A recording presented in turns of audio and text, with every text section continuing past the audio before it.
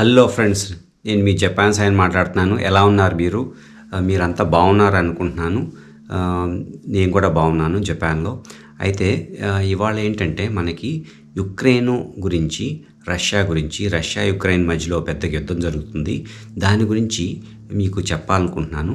అయితే ఏంటంటే మనం టీవీలో చూస్తూ ఉంటే, మీకు రోజు చూస్తూ ఉంటే ఎప్పుడు మిసైల్స్ పడటం, తర్వాత చాలామంది ప్రాణాలు పోవటం, చిన్నపిల్లలు గాయాలు జరగటం, తర్వాత ఒక దేశం నుంచి యుక్రెయిన్ నుంచి చాలామంది పోలాండ్కి వెళ్ళటం, ఎన్నో బాధలు, ఎన్నో కష్టాలు, కన్నీళ్ళు వచ్చే ఇన్సిడెంట్స్ చాలా జరుగుతున్నాయి. సో అవన్నీ మనకి టీవీల్లో, న్యూస్ పేపర్లో వాటిలన్నింటిలో బాగా చూపిస్తున్నారు. కాబట్టి అందరికీ తెలిసిన విషయాలు నేను మాట్లాడి అదే నేను రిపీట్ చేయటం వలన మీనింగ్ ఏముండదని నా ఉద్దేశం. అందుకని ఎక్కడ టీవీలో చూపించింది, ఎవడో మాట్లాడింది దాని గురించి మీకు మాట్లాడి వివరించి చెప్పాలనేది నా కోరిక అనమాట.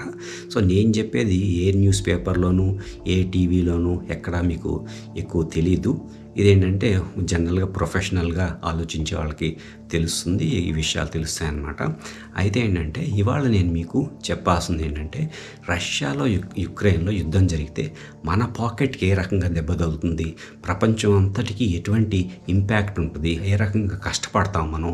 మన దేశం ఒకటే కాదు, రష్యా మీద యుక్రెయిన్ మీద ఆధారపడిన దేశాలు కొన్ని చాలా ఉన్నాయన్నమాట. అవి ఏ రకంగా ఇబ్బంది పడతాయి, ఎటువంటి వస్తువులు దొరుకుతాయి, ఎటువంటి వస్తువులు దొరకవు అనే దాని గురించి మీకు క్లియర్గా ఒక ఐడియా చెప్పాలన్న ఉద్దేశంతో నేను ఇవాళ మీ ముందుకు వచ్చాను అనమాట. అయితే ఏంటంటే యుక్రెయిన్, రష్యా దీంట్లో మీకు యుద్ధం జరగటం వల్ల ఏంటంటే చాలా రకాల ఇంపాక్ట్ జరుగుతుంది. ఇదేంటంటే మనకి ఫుడ్ మీద పడుతుంది అనమాట మెయిన్. ఎందుకంటే రష్యా అనేది, యుక్రెయిన్ అనేది చాలా రకాల ఫుడ్ ఐటమ్స్ ఎక్స్పోర్ట్ చేస్తారు. ఎస్పెషల్లీ వెజిటబుల్ ఆయిల్స్ కానీ, వీట్ కానీ, తర్వాత షుగర్ బీట్ అని చాలా ఐటమ్స్ ఉన్నాయి. ఆ ఫుడ్ ఐటమ్స్ అవి ఎక్స్పోర్ట్ చేస్తారు. వాటి రేట్లు విపరీతంగా పెరుగుతాయి. తర్వాత ఆయిల్ రేట్స్, మీకు ఆల్రెడీ ఆయిల్ రేట్స్ 30% దాదాపుగా పెరిగిపోయినాయి. తర్వాత ఈ ఒకటే కాకుండా మెటల్స్, ఈ యుక్రెయిన్లో, రష్యాలో చాలా మెటల్స్ దొరుకుతాయి అన్నమాట. మెటల్స్ అంటే లోహాలు అంటాం కదా తెలుగులో, అవి. తర్వాత బ్యాంకింగ్ ఇండస్ట్రీలో కూడా మనకి చాలా ఇంపాక్ట్ ఉంటుంది. అదొక్కటే కాకుండా ఎయిర్లైన్ ఇండస్ట్రీ, తర్వాత ఎయిర్ స్పేస్ అనమాట, దాని గురించి కూడా చాలా ప్రాబ్లమ్స్ ఉంటాయన్నమాట. అయితే మన దేశం ఒకటే కాదు, భారతదేశం ఒకటే కాకుండా ప్రపంచం మొత్తం యుద్ధం వలన జరుగుతుందంటే, నేను ఇవాళ మాట్లాడేది రష్యాలో, యుక్రెయిన్లో జరుగుతున్న ప్రాబ్లం గురించి కాకుండా, ఆ జరుగుతున్న యుద్ధం వలన ప్రపంచంలో ఏ రకమైన బాధలు, కష్టాలు, నష్టాలు ప్రపంచం మొత్తం ఫేస్ చేయాలి అనే దాని గురించి చెప్తాను అన్నమాట. అయితే మన ఇండియా గురించి మాట్లాడితే ఏంటంటే, ఇండియాకిను తర్వాత యుక్రెయిన్కి మధ్యలో దాదాపు $3.1 బిలియన్ ట్రేడ్ జరుగుతుందంటే, ఎక్స్పోర్ట్ ఇంపోర్ట్ రెండు దేశాల నుంచి చూస్తే మొత్తం కలిపితే $3.1 బిలియన్ ట్రేడ్ జరుగుతుంది. అయితే ఇందులో ఏంటంటే ఇండియా దాదాపుగా $510 మిలియన్ ఎక్స్పోర్ట్ చేస్తుందన్నమాట. యుక్రెయిన్కి ఎక్స్పోర్ట్ చేసిన దానిలో 32% ఏంటంటే ఫార్మాస్యూటికల్స్, అంటే మందులు, మెడిసిన్స్, మనుషులు వాడే మందులు అనమాట. తర్వాత జంతువులు వాడే కూడా ఉండొచ్చు, కానీ ఇవి ఎక్కువ అనమాట. దానివల్ల మన దేశం నుంచి ఫార్మాస్యూటికల్ ఎక్స్పోర్ట్స్ యుక్రెయిన్కి పంపించడం కుదరదు. దానివల్ల మీకు తెలుసు, మన దేశంలో చాలా పెద్ద కంపెనీస్ ఉన్నాయి. ఇవన్నిటిలో పనిచేసే చాలామంది ఉద్యోగులు కానీ, పరిశ్రమలకు సంబంధించిన వాళ్ళు కానీ చాలా ఇబ్బందులకు గురవుతారనమాట. సో ఇదొకటి. తర్వాత ఇంకోటి ఏంటంటే, మనకి రష్యా నుంచి చాలా వరకు మన దేశం నుంచి యుక్రెయిన్కి ఎక్స్పోర్ట్ అయ్యేది ఏంటంటే ఐరన్, స్టీలు, ఈ రెండు ఎక్స్పోర్ట్ అవుతాయి. తర్వాత ఆగ్రో కెమికల్స్ అంటే పొలాలకు వాడే కొన్ని కెమికల్స్ ఉంటాయి అన్నమాట, అవి కూడా ఇండియా నుంచి యుక్రెయిన్కి ఎక్స్పోర్ట్ అవుతున్నాయి. తర్వాత టెలికమ్యూనికేషన్ ఎక్విప్మెంట్ ఉంటుంది, అది కూడా మన దేశం నుంచి. తర్వాత కాఫీ కూడా మన దేశం నుంచి యుక్రెయిన్కి వెళ్తుంది అనమాట. సో ఇవన్నీ ఏంటంటే మన ఎక్స్పోర్ట్స్. తర్వాత యుక్రెయిన్ నుంచి మనకేం ఇంపోర్ట్స్ జరుగుతున్నాయి అని చూస్తే ఏంటంటే, మన యుక్రెయిన్ నుంచి మనం ఎక్స్పోర్ట్ చేసేదానికన్నా మనం ఇంపోర్ట్ చేసుకునేది ఎక్కువ. ఏంటంటే $2.6 బిలియన్ మనం యుక్రెయిన్ నుంచి ఇంపోర్ట్ చేసుకున్నాం 2021లో. ఇందులో ఏంటంటే మెయిన్ ఏంటంటే $1.85 బిలియన్ అనేది ఏంటంటే మనం వెజిటబుల్ ఆయిల్స్ ఇంపోర్ట్ చేసుకుంటున్నాం యుక్రెయిన్ నుంచి. వెజిటబుల్ ఆయిల్స్ అంటే మెయిన్గా ఏంటంటే సన్ఫ్లవర్ ఆయిల్ అనమాట. ప్రపంచంలో సన్ఫ్లవర్ ఆయిల్ బాగా పండిస్తుంది ఏంటంటే యుక్రెయిన్. అయితే మనం ఒక సంవత్సరంలో సన్ఫ్లవర్ ఆయిల్ ఇండియా 25 లక్షల టన్నులు మనం ఇంపోర్ట్ చేసుకుంటున్నాం అనమాట. 25 లక్షల టన్నుల్లో 17 లక్షల టన్నులేమో యుక్రెయిన్ నుంచి వస్తుంది సన్ఫ్లవర్ ఆయిల్. సన్ఫ్లవర్ ఆయిల్ అంటే మీకు తెలుసు, పొద్దుతిరుగుడు పువ్వు అని చాలా బ్యూటిఫుల్గా ఉంటుంది కదా, అదనమాట. 17 లక్షల టన్నులేమో యుక్రెయిన్ నుంచి వస్తుంది. తర్వాత 2 లక్షల టన్నులేమో మనకి రష్యా నుంచి వస్తుంది అనమాట. సో మన దేశానికి వచ్చే వెజిటబుల్ ఆయిల్స్లో సన్ఫ్లవర్ ఆయిల్ 90% ఈ 2 దేశాల నుంచి వస్తున్నాయి. కాబట్టి మనకి సన్ఫ్లవర్ ఆయిల్ మీరు నెక్స్ట్ మార్కెట్లోకి వెళ్ళి చూసినప్పుడు అది భయంకరంగా పెరుగుతుంది, మీరు నెమ్మదిగా అబ్జర్వ్ చేస్తారు. అలాగని సన్ఫ్లవర్ ఆయిల్ మానేసి వేరే ఆయిల్ తీసుకుందాము అని అనుకోండి, అది కూడా అంత తేలికేం కాదు. ఒకటి దొరకకపోతే ఆటోమేటిక్గా పక్కది కూడా మీకు రేటు ఆటోమేటిక్గా పెరిగే అవకాశాలు చాలా ఎక్కువ ఉంటాయన్నమాట. సో ఇదొకటి. తర్వాత మనం ఇంకోటి ఏంటంటే యుక్రెయిన్ అనేది అంటే మనకి యూరోప్ బ్రెడ్ బాస్కెట్ అంటారు యూరోప్కి అనమాట. అంటే రొట్టెల బుట్ట అనమాట. అంటే యుక్రెయిన్లో గోధుమలు పండకపోతే యూరోప్కి ఫుడ్ దొరకదు దాదాపుగా అన్న విషయం అనమాట. అయితే మీకు ప్రపంచంలో చూస్తే రష్యా 20% ప్రపంచం మొత్తానికి కావాల్సిన వీటిలో ఒక 20% రష్యా నుంచి ఎక్స్పోర్ట్ అవుతుంది. యుక్రెయిన్ నుంచి దాదాపు 10% ఎక్స్పోర్ట్ అవుతుంది. ఈ 2 దేశాలు కలిపితే మనకి దాదాపుగా మనకి 30% ప్రపంచం కావాల్సిన గోధుమలు ఈ 2 దేశాలు ఎక్స్పోర్ట్ చేస్తున్నాయి. తర్వాత ఏంటంటే 19% కార్న్ అంటే మొక్కజొన్న ఉంటుంది కదా, ఆ మొక్కజొన్న ఏమో 19% ప్రపంచానికి కావాల్సిన మొక్కజొన్న మొత్తం ఇక్కడి నుంచి ఈ 2 దేశాల నుంచి రష్యా యుక్రెయిన్ రెండింటి నుంచి ఎక్స్పోర్ట్ అవుతుంది. అయితే ఏంటంటే దీనివల్ల ఏంటంటే మనకి ఈ 2 దొరకవు, వీటి దొరకదు సరిగ్గా ప్రపంచానికి, వీటి దొరకదు. తర్వాత ఏంటంటే మొక్కజొన్న కార్న్ అనేది దొరకదు. సో దొరకకపోవటం వల్ల ఏంటంటే మనుషులు కానీ జంతువుల మేతల్లో కానీ ఫీడ్ అంటారు కదా, దానికి మనకి చాలా ఇబ్బందికి గురవుతుంది అనమాట. సో ఇది ఒక ప్రాబ్లం. తర్వాత ఇంకోటి ఏంటంటే ఈ టోటల్ ఎక్స్పోర్ట్స్ మనకి రష్యా గురించి చెప్తే, ఇప్పుడు దాకా యుక్రెయిన్ గురించి చెప్పాను మీకు. అయితే మనకి ఇప్పుడు రష్యా గురించి వస్తే టోటల్ ఎక్స్పోర్ట్స్ రష్యాకి ఇండియాకి మధ్య $11.9 బిలియన్ జరుగుతుంది. ఇదేంటంటే 2021లో ఈ ఎక్స్పోర్ట్స్ ఇంపోర్ట్ 2 కలిపితే అనమాట. అయితే ఇండియా ఏమో ఎక్స్పోర్ట్స్ $3.3 బిలియన్ ఎక్స్పోర్ట్ చేస్తుంది ఇండియా. అయితే అందులో ఫార్మా ఎక్స్పోర్ట్స్, అగైన్ యుక్రెయిన్కి కూడా మనం ఫార్మా, తర్వాత రష్యా కూడా మెడిసిన్స్ అనమాట. మెడిసిన్స్ ఎక్స్పోర్టు $542 మిలియన్ ఎక్స్పోర్ట్ చేస్తున్నాయి. ఇది లార్జెస్ట్ అనమాట. అంటే ఈ ఎక్స్పోర్ట్ చేసే దాని మొత్తంలో మేజర్ శాతం ఏంటంటే ఈ ఫార్మాస్యూటికల్ మెడిసిన్స్ ఎక్స్పోర్ట్ ఎక్కువ ఉందన్నమాట. తర్వాత మళ్ళీ ఇండియా నుంచి రష్యాకి ఏమి ఎక్స్పోర్ట్ చేస్తున్నాం అంటే మనం ఎలక్ట్రానిక్ ఐటమ్స్ ఎక్స్పోర్ట్ చేస్తున్నాం, ఐరన్ అనేది ఎక్స్పోర్ట్ చేస్తున్నాం, స్టీల్, తర్వాత టీ, తర్వాత ఆటో పార్ట్స్ టు రష్యాకి ఎక్స్పోర్ట్ చేస్తున్నాం అనమాట.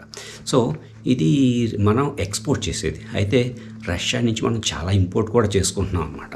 సో ఏమి ఇంపోర్ట్ చేసుకుంటున్నాము అంటే మనం రష్యా నుంచి దాదాపు $8.6 బిలియన్ మనం రష్యా నుంచి ఇంపోర్ట్ చేసుకుంటున్నాం. ఇందులో ఏంటంటే క్రూడ్ ఆయిల్ అంటారు కదా, ముడి చమురు అనమాట అది. తర్వాత పెట్రోలియం ప్రోడక్ట్స్, తర్వాత బంగారం కూడా ఇంపోర్ట్ చేసుకుంటున్నాం మనం రష్యా నుంచి. తర్వాత చాలా ప్రెషియస్ స్టోన్స్ అంటే డైమండ్స్ అని అటువంటి ఉంటాయి కదా, జెమ్స్ అని ప్రెషియస్ స్టోన్స్ అంటారు, ఇవి కూడా మనం బాగా ఇంపోర్ట్ చేసుకున్నాం. తర్వాత బొగ్గు కూడా రష్యా నుంచి వస్తుంది. తర్వాత మెయిన్గా ఎరువులు అనేది చాలా ముఖ్యమైనది అనమాట. ఇది కూడా మనకి రష్యా నుంచి బాగా ఇంపోర్ట్ చేసుకున్నాం. తర్వాత ప్రెషియస్ మెటల్స్ అని కొన్ని మెటల్స్ బాగా కాస్ట్లీగా ఉంటాయి, పెలాడియం అని, ప్లాటినం అని, ఇటువంటి మెటల్స్ అనమాట. ఇవి కూడా మనం రష్యా నుంచి ఇంపోర్ట్ చేసుకున్నాం అనమాట. ఇవన్నీ ఒక ఎత్తు. ఇది కాకుండా ఇంకోటి ఏంటంటే మనకి రష్యా నుంచి మనం వెపన్స్ అంటే ఆర్మ్స్ అంటాం, తెలుగులో ఆయుధాలు అంటాం కదా, ఇండియా ఇంపోర్ట్ చేసుకునే ఆయుధాల్లో 50% రష్యా నుంచి మనం ఇంపోర్ట్ చేసుకున్నాం. ఎందుకంటే చాలా కాలం నుంచి మనకి రష్యాతో మంచి రిలేషన్షిప్స్ ఉన్నాయి. అందుకని రష్యన్ ఉన్న ఫ్లైట్స్ కానీ మిసైల్ సిస్టమ్స్ కానీ మనం ఇంపోర్ట్ చేసుకున్నాం. కాబట్టి మనకి 50% ఆయుధాలు మనం రష్యా నుంచి ఇంపోర్ట్ చేసుకుంటున్నాం. సో మన ఇండియాకి రష్యాకి మధ్యలో ట్రేడ్ చాలా దెబ్బతినే అవకాశాలు ఉంటాయన్నమాట. సో ఇదొకటి. తర్వాత ఇంకోటి ఏంటంటే నాటో కంట్రీస్ మీకు 30 దేశాలు ఉన్నాయి. ఈ 30 దేశాలకు వ్యతిరేకంగా రష్యా నిలబడాలి అనేది కూడా అంటే చాలా కష్టమైన విషయం అనమాట. వెస్ట్రన్ కంట్రీస్కి ఆపోజిట్గా నిలబడి తట్టుకొని నిలబడతాం అనేది చాలా కష్టమైన విషయం. ఈ మధ్యకాలంలో మీకు తెలుసు శాంక్షన్స్ అంటే ఆంక్షలు విధించారు ఈ రష్యా మీద. రష్యాకి మనీ వెళ్ళకుండా ఉండడానికి ఆంక్షలు విధించారు. ఆంక్షలు విధించి స్విఫ్ట్ సిస్టమ్ అంటారనమాట. స్విఫ్ట్ అంటే SWIFT అని అంటారనమాట. అబ్రివేషన్ ఏంటంటే society for world wide inter bank financial telecommunication అంటారన్నమాట. స్విఫ్ట్ అనే దానికి అబ్రివేషన్ ఇది. అయితే ఇదేంటంటే ఇది ఆథరైజ్డ్ పేమెంట్ ఇన్స్ట్రక్షన్స్ మెసేజ్ చేసే సిస్టమ్. అంటే నా డబ్బులు సపోజ్ జపాన్ నుంచి ఇండియా పంపాలి అంటే ఏంటంటే ఈ స్విఫ్ట్ వాడతాం అనమాట. ఇది జస్ట్ మెసేజ్ పంపుద్ది, డబ్బులు పంపేదు. బటన్ నొక్కగానే వెళ్ళి మీకు డబ్బులు ఇంకో దేశంకి వెళ్ళిపోవు, ఓన్లీ మెసేజ్ వెళ్తుంది అనమాట. అది ఆథరైజ్డ్ మెసేజ్ వెళ్తుంది అనమాట. అయితే ఈ మిగతా డబ్బులు నిజంగా ఎలా వెళ్తాయంటే ప్రతి కంట్రీలో సెంట్రల్ బ్యాంక్ అని ఉంటుంది. ఇప్పుడు ఇండియాలో సెంట్రల్ బ్యాంక్ అంటే రిజర్వ్ బ్యాంక్ ఉంది కదా, అలాగే జపాన్లో ఏంటంటే బ్యాంక్ ఆఫ్ జపాన్ అని, ఇలాగ ప్రతి దేశంలో సెంట్రల్ బ్యాంక్స్ ఉంటాయన్నమాట. ఈ సెంట్రల్ బ్యాంక్స్లో RTGS సిస్టమ్ అని ఉంటుంది అనమాట. అంటే మీకు తెలుసు RTGS సిస్టమ్ అంటే రియల్ టైమ్ గ్రాస్ సెటిల్మెంట్ అంటారు, దీన్ని RTGS అంటారు. సో ఈ real time gross settlement system వాడి నిజంగా మనీ మూవ్ అవుతుందన్నమాట. అయితే ఇప్పుడు USA వేరే కంట్రీస్ ఈ స్విఫ్ట్ సిస్టమ్ని ఆఫ్ చేయటం వల్ల ఏంటంటే రష్యాకి డబ్బులు వెళ్ళటం కానీ రష్యా నుంచి బయటకు డబ్బులు రావటం కానీ ఏం జరగదన్నమాట. మనీ అంతా ఫ్రీజ్ అయిపోతుంది అనమాట. సో ఇలా జరుగుతుంది. తర్వాత ఇప్పుడు సెంట్రల్ బ్యాంక్స్ గురించి మాట్లాడాను మీకు. ఈ సెంట్రల్ బ్యాంక్స్లో ఇంకో విషయం ఏంటంటే ఎవరి దగ్గర ఎంత డబ్బులు ఉన్నాయి అనేది కూడా చూడాలన్నమాట. అయితే రష్యా దగ్గర సెంట్రల్ బ్యాంక్లో $640 బిలియన్ ఉన్నాయి. ఇదంటే ఫారిన్ రిసోర్సెస్ అనమాట. మన దేశంలో కూడా దాదాపుగా $640 బిలియన్ ఫారిన్ రిజర్వ్స్ ఉన్నాయన్నమాట. ఇవేంటంటే ప్రతి దేశం డబ్బులు మొత్తం రిజర్వ్స్ తన దగ్గర పెట్టుకోదు, రకరకాల దేశాల్లో పెట్టుద్ది అనమాట, ఇన్వెస్ట్ చేస్తుంది అనమాట ఈ మనీని. అయితే ఇందులో $640 బిలియన్ 23% ఏం చేసిందంటే రష్యా బంగారంగా మార్చి ఆ బంగారాన్ని మాస్కోలో ఉన్న సెంట్రల్ బ్యాంకు రిజర్వ్స్ ఉంటాయి కదా కింద ఖజానా లాంటిది, ఆ ఖజానాలో పెట్టింది అనమాట. 23% మొత్తం గోల్డ్ బార్స్ ఉంటాయన్నమాట, అది రష్యాలో పెట్టింది. తర్వాత ఒకవేళ అది అమ్మేసి డబ్బులు చేసుకుందాం అంటే కొనేవాడు ఎవడు దొరకడు. ఎందుకంటే రష్యాకి ఇప్పుడు డబ్బులు పంపడానికి కుదరదు, సీక్రెట్గా ఏం చేసినా కానీ తెలిసిపోతుంది అనమాట. సో అమ్మాలన్నా కొనడానికి ఉండదు. ఒకవేళ సడన్గా మొత్తం అమ్మాలని చూస్తే గోల్డ్ ప్రైసెస్ అన్నీ పడిపోతాయి. సో దానివల్ల అన్ని కంట్రీస్ దెబ్బతింటాయి అన్నమాట. సో అది జరగదన్నమాట. అయితే ఈ గోల్డ్ ఒక్కటే కాకుండా రష్యా ఏం చేస్తుందంటే డబ్బులు వేరే దేశాల్లో డిపాజిట్ చేసి ఉంచిందనమాట. ఎక్కడ డిపాజిట్ చేసిందంటే ఇది వాళ్ళ 14% ఏమో చైనాలో డిపాజిట్ చేసింది, తర్వాత 12% ఏమో జపాన్లో డిపాజిట్ చేసింది, 10% ఏమో జర్మనీలో ఉంది వాళ్ళ డబ్బులు అన్నమాట, రష్యా డబ్బులు, బ్యాంక్ డబ్బులు. తర్వాత ఇంకొక 10% ఏమో ఫ్రాన్స్లో ఉంది, తర్వాత 6.8% ఏమో అమెరికాలో ఉంది, తర్వాత 4.4% ఏమో యూకేలో ఉందన్నమాట. ఇలాగా ఈ దేశాల్లో ఈ రష్యన్ బ్యాంకు దగ్గర ఉన్న మొత్తం $640 బిలియన్ ఇంత డబ్బులు ఉండిపోతే క్యాష్ మాత్రం ఒక $240 బిలియన్ మాత్రం క్యాష్ ఉందన్నమాట. అంటే ఈ వేరే కంట్రీస్లో చేసిన మొత్తం డబ్బులు ఏంటంటే ఫ్రీజ్ చేసేస్తారు. అంటే తీయటానికి ఉండదు, వేయటానికి ఉండదు, మొత్తం అకౌంట్ లాక్ అయిపోతుంది అనమాట. సో అలాంటప్పుడు ఆ లాక్ అయిపోయిన అకౌంట్ వచ్చి మనీ మూవ్ అవ్వదు. కాబట్టి రష్యా దగ్గర మిగిలిన క్యాష్ అయితే మాత్రం $240 బిలియన్ రఫ్గా అంత డబ్బులు ఉందన్నమాట. సో కాకపోతే ప్రాబ్లం ఎక్కడ వస్తుందంటే ఈ $240 బిలియన్ ఏం చేస్తారు, ఎన్నాళ్ళు వస్తాయనేది ముఖ్యం అన్నమాట. అయితే ఇప్పుడు ఏమవుతుందంటే ఈ $240 బిలియన్ ఒక్కరోజు రష్యా వెళ్ళి ఉక్రెయిన్ మీద అటాక్ చేయటం వలన ఎంత ఖర్చు అవుతుందంటే $20 బిలియన్ ఖర్చు అవుతుంది. $20 బిలియన్ అంటే 1.5 లక్షల కోట్లు అనమాట. 1.5 lakh crores ఒక రోజుకి రష్యా యుక్రెయిన్కి మీద యుద్ధం చేయడానికి అయ్యే ఖర్చు. సో ఒక రోజుకి $20 బిలియన్ యుద్ధానికి ఖర్చు అవుతుంది.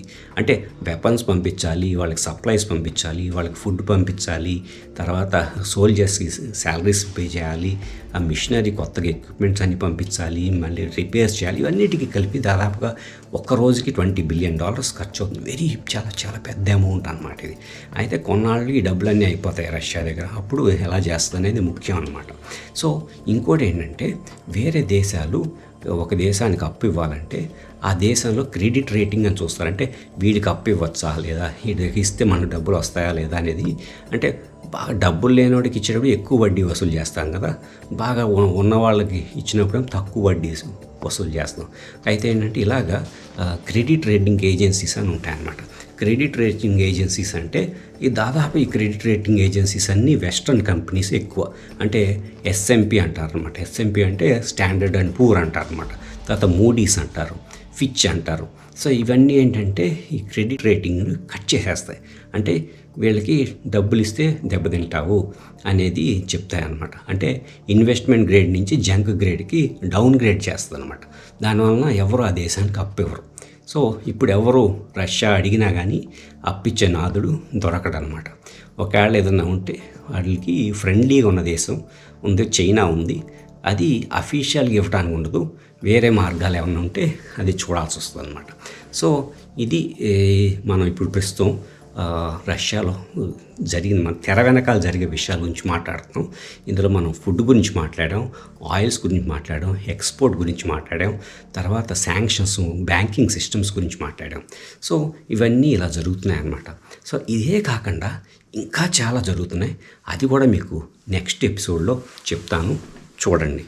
ఉంటానండి. Thank you. మీ జపాన్ సైన్ మాట్లాడు.